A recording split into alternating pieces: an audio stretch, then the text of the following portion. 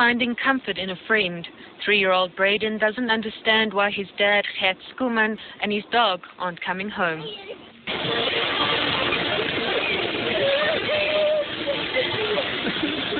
Families overcome by grief. Paramedics were called in. Oxygen and calming tablets were administered. Inspector Victor Matai's sister was taken away for medical attention. We will not allow your deeds and bravery to be forgotten.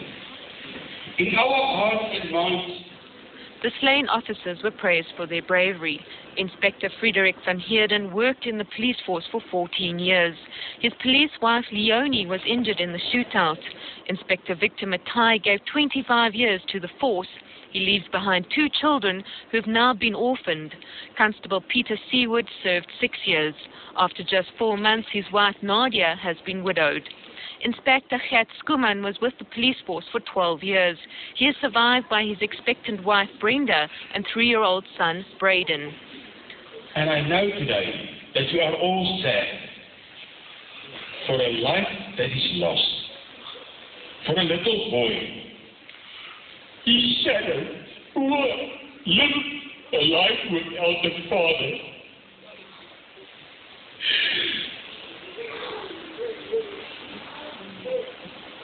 Deputy National Commissioner Marla Singh urged policemen to dedicate the rest of their service to ensuring that their deaths were not in vain.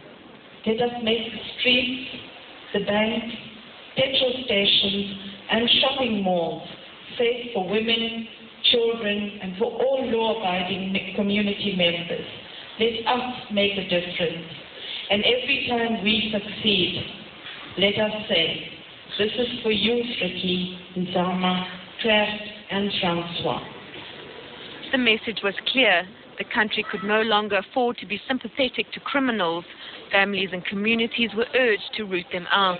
Police were again reminded to use whatever force was necessary. I know it's going to be very difficult, but I must say to the families, hold on and be strong. Hold on and help us to fight this crime. Hold on and tell yourselves, you're going to make sure what happens today is not repeated. The families are now preparing to bury their loved ones tomorrow and others over the weekend. Police say these men didn't die in vain. They're hoping that evidence given by the remaining suspects will lead them to solve more cases. Sandy McCowan, SABC News, Johannesburg.